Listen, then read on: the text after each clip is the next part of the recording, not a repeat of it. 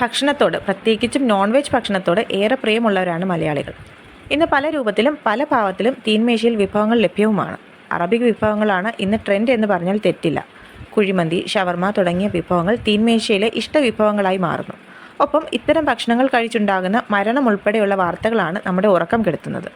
ഇഷ്ടഭക്ഷണം ആശങ്കയോടെ നോക്കിക്കാണേണ്ട അവസ്ഥയാണ് ഇന്നുള്ളത്. അടുത്തതായി ഇത്തരം സംഭവങ്ങൾ ഉണ്ടാകുന്നത് ഈ ഭക്ഷണങ്ങൾ ഇതുപോലെ അപകടമാകുന്നത് തയ്യാറാക്കുന്ന, കഴിക്കുന്ന രീതികൾ കൊണ്ട് തന്നെയാണ് എന്ന് വേണം പറയാൻ. ഇവ തയ്യാറാക്കുമ്പോൾ വരുന്നതാണ് അടുത്ത പാകപ്പിഴ. ഇത്തരം അറേബ്യൻ ഗ്രിൽഡ് വിഭവങ്ങളെല്ലാം തന്നെ പാകപ്പെടുത്താൻ കൃത്യമായ ഊഷ്മാവുണ്ട്. ഈ ചൂടിൽ വെച്ച് വേണം ഇവ പാകപ്പെടുത്താൻ.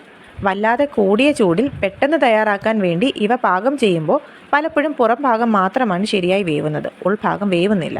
പഴക്കമുള്ള ഇറച്ചിയെങ്കിൽ ഇത് നല്ലതുപോലെ വേവിച്ചാൽ തന്നെ ഒരു പരിധിവരെ അപകടം ഒഴിവാക്കാം. എന്നാൽ ഇതും പുറംഭാഗം മാത്രം വേവിക്കുന്ന രീതിയിൽ വേവിച്ചെടുക്കുന്നതാണ് അപകടമാകുന്നത്. നോൺ വെജിൻ്റെ അപകടം എന്ന് പറയുന്നത് ഇത് നല്ല രീതിയിൽ വേവിച്ച് കഴിച്ചില്ലെങ്കിൽ, പഴയതെങ്കിൽ അണുബാധ സാധ്യതകൾ ഏറെയാണ് എന്നതാണ്. ലഭിക്കുന്നത് പഴകിയതാണോ എന്ന് മനസ്സിലാക്കാനും പ്രയാസമാണ്. മാത്രമല്ല ഇവ ഓരോന്നും സൂക്ഷിക്കുന്നതിന് നിശ്ചിത തണുപ്പും ആവശ്യമാണ്. നമ്മുടെ നാട്ടിലെ ചൂടുള്ള കാലാവസ്ഥയിലും ഫ്രിഡ്ജിന് ചിലവാകുന്ന പണത്തിൻ്റെ ലാഭം നോക്കിയും നോൺ വെജ് വിഭവങ്ങൾ ശീതീകരിക്കാത്ത രീതിയിൽ സൂക്ഷിച്ച് തയ്യാറാക്കുന്നതാണ് ഒരപകടം. ഇതിൽ അണുക്കൾ വളരുന്നു. മരണത്തിലേക്ക് തന്നെ നയിക്കാവുന്ന പല രോഗങ്ങളിലേക്കും ആരോഗ്യ പ്രശ്നങ്ങളിലേക്കും നയിക്കുന്നു. ഇവ തയ്യാറാക്കുമ്പോൾ, പ്രത്യേകിച്ചും നോൺ വെജ് വിഭവങ്ങൾ തയ്യാറാക്കുമ്പോൾ വൃത്തി പ്രധാനമാണ്.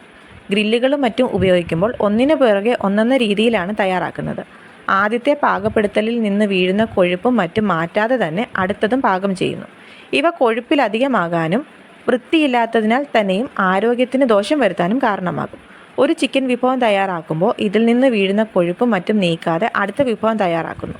ഇവ ദിവസത്തിൻ്റെ അവസാനം നല്ലതുപോലെ വൃത്തിയാക്കാതെ അടുത്ത ദിവസം വീണ്ടും ഉപയോഗിക്കുന്നു. ഇതെല്ലാം തന്നെ അപകട സാധ്യതകൾ വർദ്ധിപ്പിക്കും. ഇവയ്ക്കൊപ്പം ലഭിക്കുന്ന മയണൈസാണ് മറ്റൊരു വില്ലൻ. പച്ചമുട്ട കൊണ്ട് തയ്യാറാക്കുന്ന ഈ വിഭവം വൃത്തിയായി തയ്യാറാക്കിയില്ലെങ്കിൽ, പഴയതെങ്കിൽ ഭക്ഷ്യവിഷബാധ ഉറപ്പാണ്. കാരണം മുട്ടയിൽ നിന്നും സാൽമണല്ല അണുബാധയ്ക്കുള്ള സാധ്യത ഏറെയാണ്. മയണൈസ് തയ്യാറാക്കിയാൽ കൃത്യമായി സൂക്ഷിക്കണം. തയ്യാറാക്കുമ്പോൾ വൃത്തി എന്നത് പ്രധാനമാണ്. മുട്ട നല്ലതുപോലെ കഴുകിയെടുത്ത് തികച്ചും വൃത്തിയോടെ പാകം ചെയ്യണം.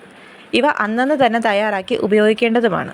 എന്നാൽ പല ഹോട്ടലുകളിലും ഇത് കൂടുതൽ ദിവസത്തേക്ക് കരുതുന്നത് ഇതിൻ്റെ ഗുണനിലവാരം കളയുന്നു, രോഗകാരണവുമാകുന്നു. മുട്ടയില്ലാത്ത മയണൈസ് അത്ര അപകടമല്ല. എന്നാൽ ഹോട്ടലുകളിൽ പൊതുവെ മുട്ടയുള്ളതാണ് തയ്യാറാക്കുന്നത്. ഇത്തരം വിഭവങ്ങളല്ല ദോഷം. ഇവ സൂക്ഷിക്കുന്ന, തയ്യാറാക്കുന്ന, കഴിക്കുന്ന രീതികളാണ്. ഇത് ശ്രദ്ധിച്ചാൽ ആരോഗ്യം കളയാതെ തന്നെ നമുക്ക് കഴിക്കാം.